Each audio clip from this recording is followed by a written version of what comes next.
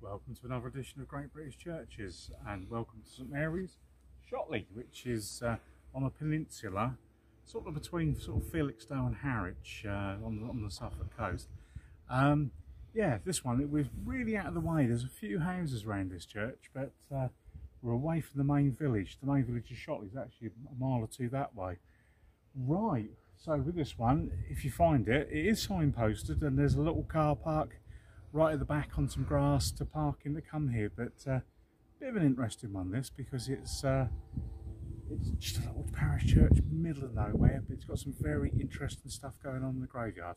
Let's go through and see. So, as Paul described, this isn't really near, it's about a mile away from the village, and it stands on its own little hillock. There are some houses around. I won't take a picture, I'll just try and keep their privacy. And you can see the estuary of the Orwell. At the moment all the trees are out, so it's a little bit difficult to see from where I'm standing, but I'm sure we'll get a glimpse of it as we walk round. The tower is largely built of septaria, which, from what I understand, is commonly known as dragonstone. It's like a tricolour stone, and they think that that might be why the tower fell down in the 1630s, and it had a tiled cap put on in the late 17th century, so obviously to sort of keep out the weather. And it has had some sort of rendering going on as well, and there's sort of like brickwork base course there. So we're just walking around. Whoops. Why? Don't tell me it's shut. No, this isn't St Mary's to shut. We did that one last week. Come through. You can see the river. Ah, there we go. And you can see the port of Felixstowe.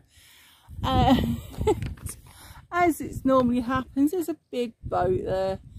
But I do like sitting at Felixstowe and watching the boats come in and out of there. So can I just interject? Yes, go on. Right, that boat at the back there, I've seen it in the local newspaper, is the biggest container ship in the world. All that took from China that people have bought on eBay and Alibaba and all these places. Like, there it is. So in about 6 months that'll be unloaded off that ship, and you'll have it in the palm of your hand. So that's the port of Felixstowe there, and the river in front of it is the estuary of the Orwell, which is, it's quite lovely because we don't live far from the estuary there, and we've got some brilliant places nearby, Nacton Shores and things like that near to where we live, where we can go and have a picnic and so on. I'm going to go in to this church, and you just look at, these are obviously new, these lions, but they're absolutely charming. And then you've got florons in that dripstone there, and then for some unknown reason that door is opening on its own. And we're just going to go into the porch. Now the porch is quite spacious, it's quite big.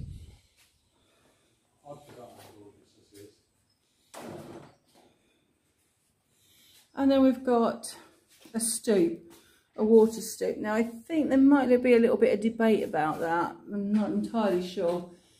I would say it's a water stoop, but some people are sort of saying probably not. So we're just going to go in.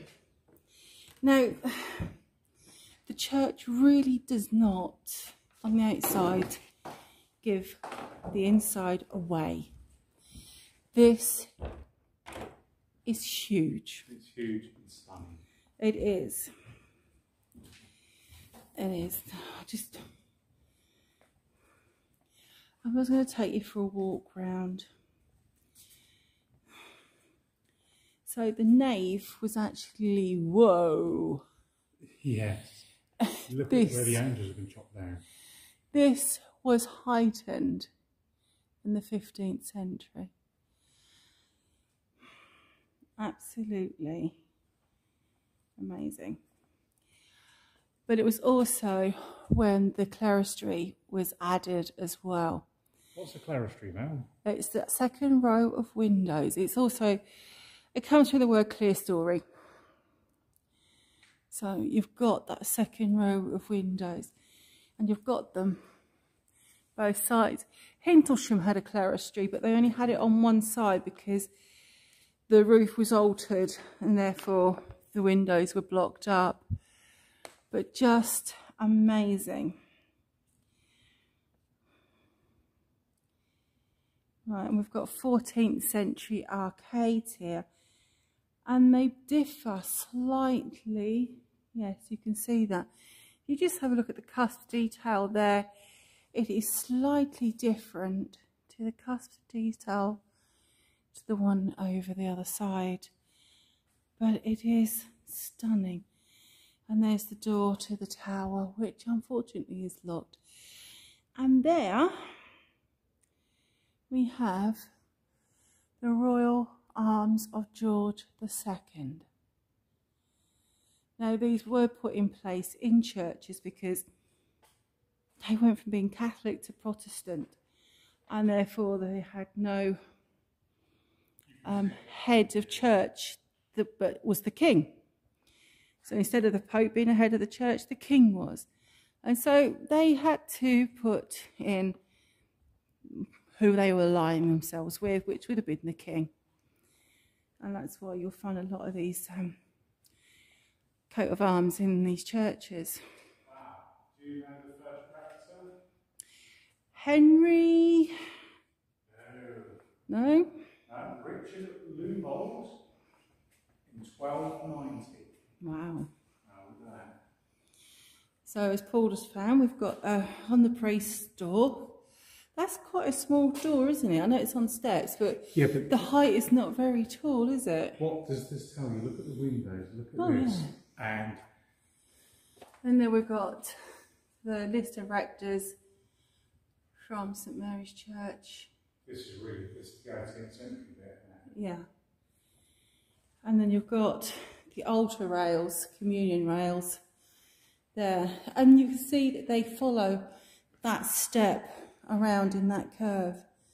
And then, of course, as the reredos, you've got the Decalogue boards, which... You're not catching the top of that reredos, mate. I know I'm not. I'm working on it. All right, sorry. I'll get another one. It does interfere. So you've got that little window up there. Now, this is very Jacobean. It really is. I don't know where he's going now. I think he's leaving me. But you've got that. It's very Jacobean. It's amazing. And then you've got the chancel arch there that's been done in wood, and then it's got an emblem up the top there. And then in the ceiling, I don't know if you're going to pick this up, but you've got a little cherub there. It's 3 cherubs. And then you've got some sort of rosette there. And then you've got some more cherubs above that window there. It's quite different. I can't really, and it's got a close feeling about it. I think the wood, the dark wood, really sort of gives it a intimate feeling, I suppose. But you've got all this here, all carved, and then panels.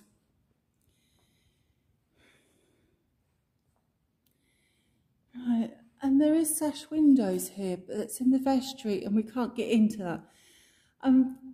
Sash windows in a church really isn't heard of. And then you've got sort of flagstones, which possibly could be marble. Not entirely sure. But there's also around the altar there as well. This really has got a different feel to it because of that.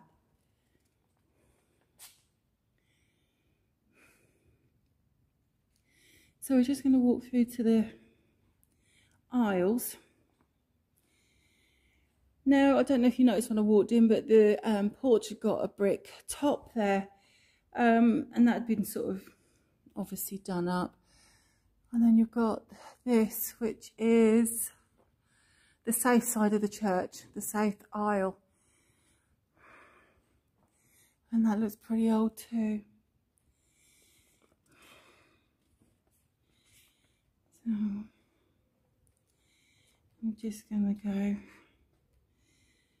Right, the benches and the pulpit were actually supplied by someone called Robert Hawkins of Monks Ely in 1874. So this bit is slightly newer than that bit in terms of its furniture. And you can see Paula sitting there having a well-earned rest from doing whatever.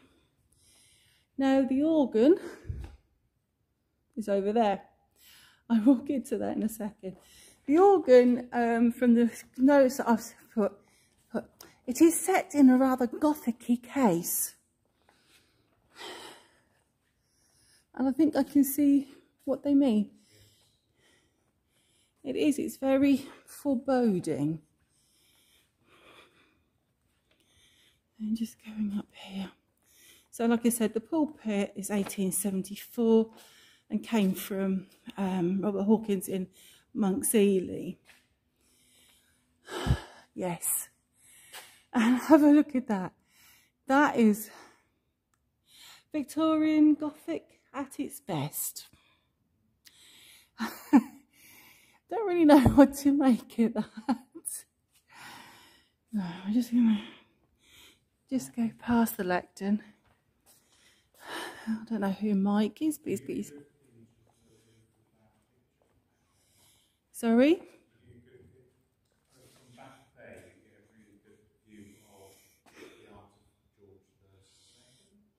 Yep. I'll get a good view of you sitting down as usual as well.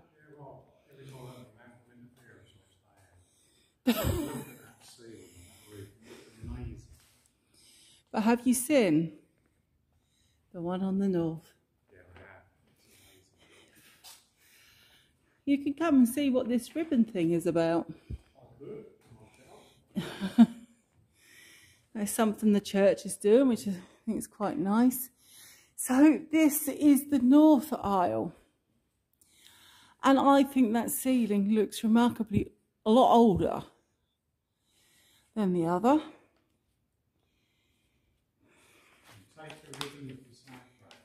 Right, okay. To apologise. So it's obviously had some repair work because you can see that that leaf boss there is quite new. There's a one there that's slightly older. So there's had some repair work there. But you just look at the work along that edge there. It's beautiful. And then obviously you've got the newer repair there. Now this is quite an old church. You can tell that from the thickness of the window casement. And then you've got the simple wide tracery windows. And then you've got a little bit more of a decorated one there. It's interesting how we can't find any evidence in looking through records of this, of what's his face, the Dowsing, William Dowsing. William Dowsing coming here and knocking the place apart. No, but you... I don't think they're gone because of that. I am actually, while trying to do everything one-handed as usual, yeah, I'm trying to find information on this because I'm sure there's something to do with this roof.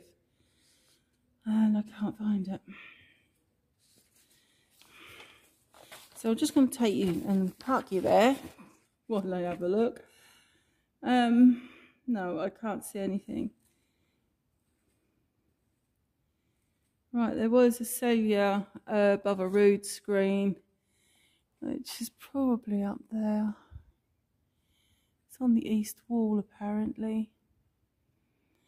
It's just got to be that.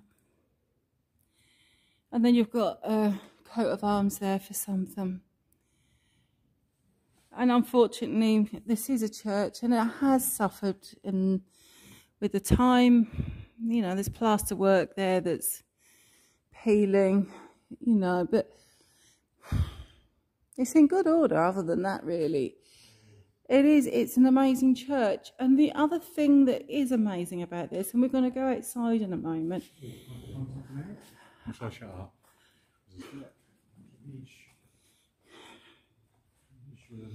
Yeah, we've got a piscina. Oh, and we've got a niche in the...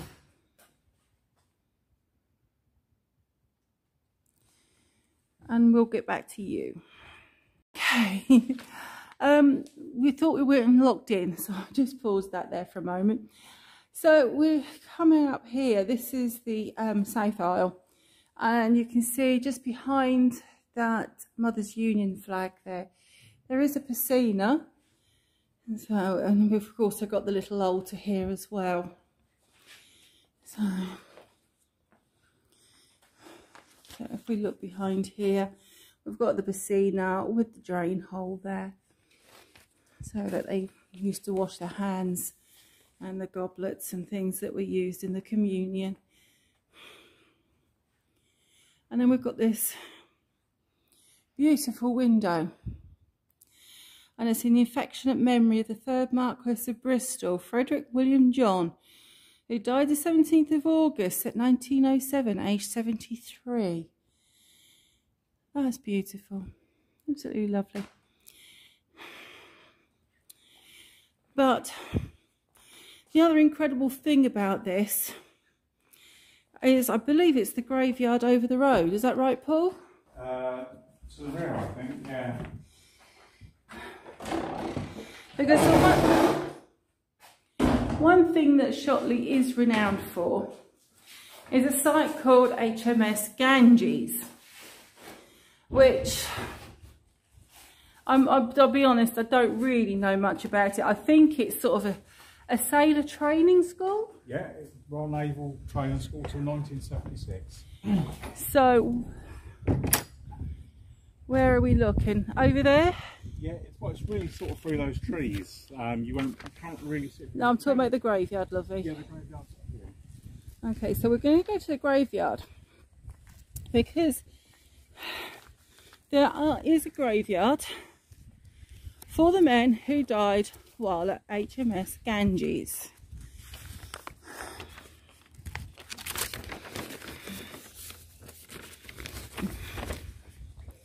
Right. So many of the boys from Hms Ganges lie here. Oh, yeah. Hello. Right.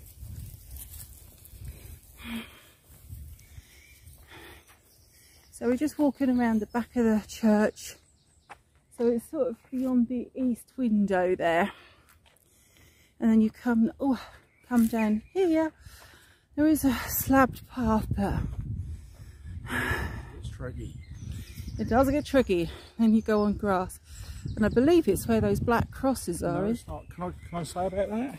Go on then. Okay, right. The cast iron crosses on the stone or concrete graves there. If I could just show you where we are. It gives you an idea of the valley in context as well. We've got the river Orwell running to the rear over there, and that's a vineyard there. We're in a little valley just off, but these graves are actually of submariners from the German Navy. At the end of the First World War, the Flanders German Kriegsmarine flotilla surrendered. They brought all the submarines, which there was a fair few from places like Zeebrugge and Wilhelmshaven, and they had to surrender in Harwich. Now, unlike the Grand High Seas Fleet in Scapa Flow, they got the people off the submarines pretty quickly, but some of these guys, they actually sank in the submarines waiting to be taken off in the river. We've got the River Orwell, if I can just use my pointy finger there, and it shares through the trees. We can just about make out the ships, but the River Orwell shares an estuary with the River Stour, which runs off sort of to our right. This is why we're on a peninsula. Hms Ganges is over there. The river beyond is where all the submarines were. And a lot of these guys, they drowned and died, and this is a cemetery to them. I'll pass you back to Mel. Right, so we're just going to go over here because there's an obelisk. Oh, right, I'll just follow Paul. I'm sorry if the camera gets a bit shaky when I'm on grass, but I have this tendency to fall over a lot, especially on uneven ground. What? I have got it wrong. Mistake time. I thought you had. Mistake times. These are actually the This Ganges is what grave. I warned you about when we were in the car, not to make up what you don't know. I do, because I know you make up what you don't know without having a domestic. I do apologise, YouTube.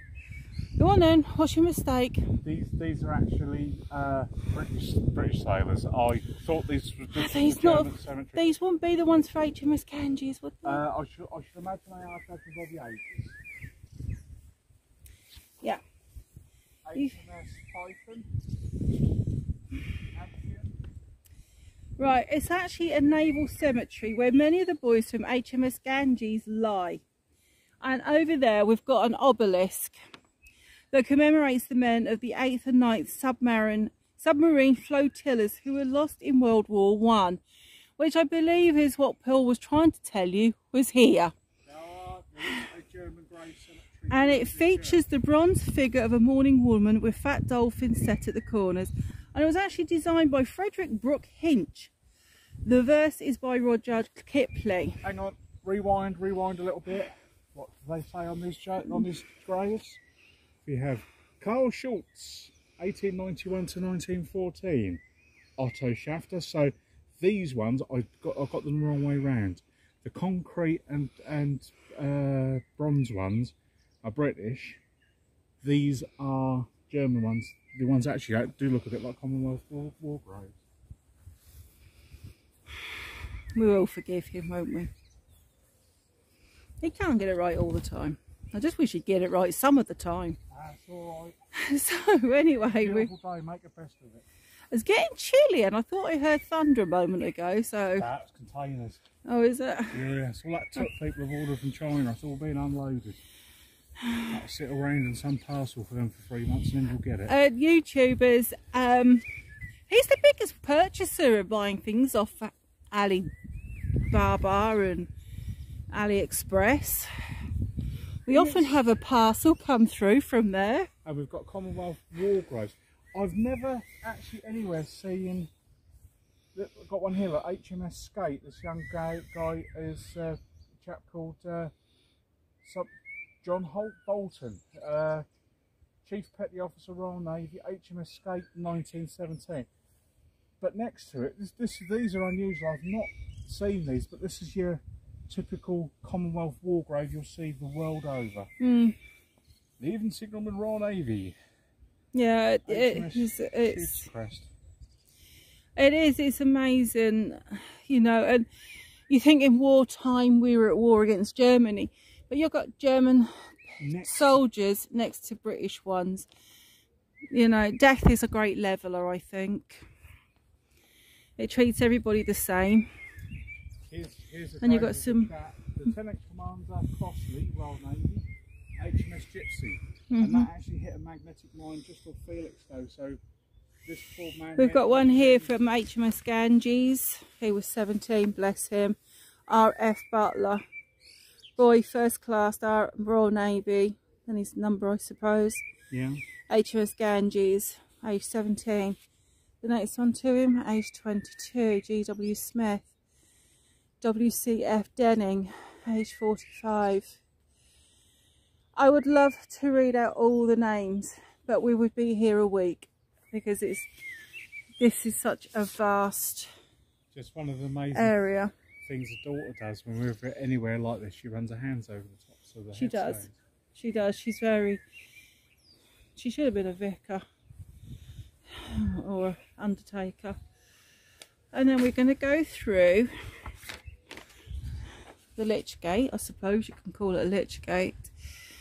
And on the gate it says, "To the glory of God and in memory of the officers and men of the 8th and 9th submarine flotillas who gave their lives for king and country, during the Great War 1914 to 1919. A good life hath but a few days, but a good name endureth forever. Ecclesiastics. And how right that is. With this memorial, I've never walked down here before. It's quite something, isn't it? It is. Just HMS Submarine E4, 15th of August 1916. All of those names there. How many? yeah, several. I should imagine that's just one part. There's nearly 30 there, so Yeah.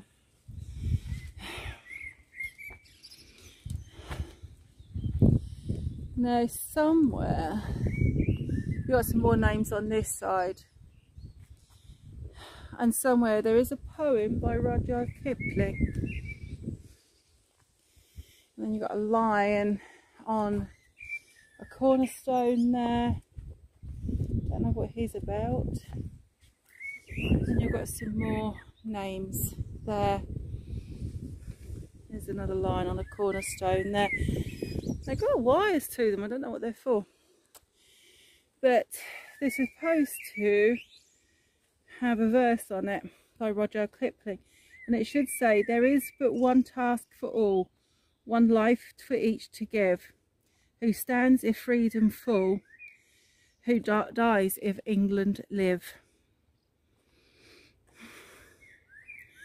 And there it is.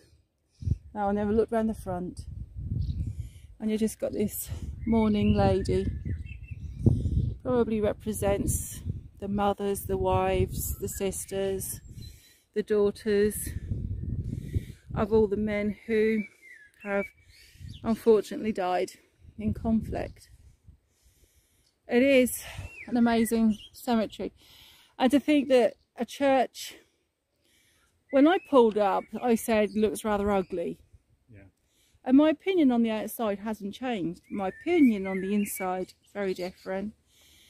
But what makes this place special is all these poor young lads who died for our country.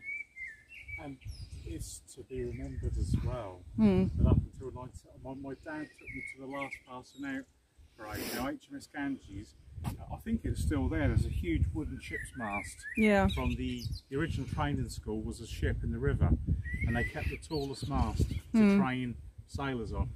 And you can look up on YouTube HMS Ganges mast, and there's videos. I think there's a good one from Blue Peter in 1967 of a guy going up there, and these young sailors just got them, and one person would stand at the top with a 2-inch square piece of wood between his knees, and that's all he'd have to grip on, and they would do this Semaphore? Yeah, to music, and it was amazing. And that was, they only closed because the school leaving age changed from 14 to 16. It is. It's quite a poignant place to be here. We have been here before, and it's quite a poignant spot. In the dead of winter we've been here, isn't it? It's funny, I just saw a robin over there, and we normally see them in the winter as well. But anyway, that's it for us at Shotley today. If you like this, please press that like button. Press the subscribe button too. And if you really want, press the notification bell, and then when we put another one up here, you'll get notified by email or whatever it is that we've done it. Yep. This video is probably going to be in 3 parts, unless I can figure a way of getting it together. But take care, and we'll see you on the next one. Bye bye.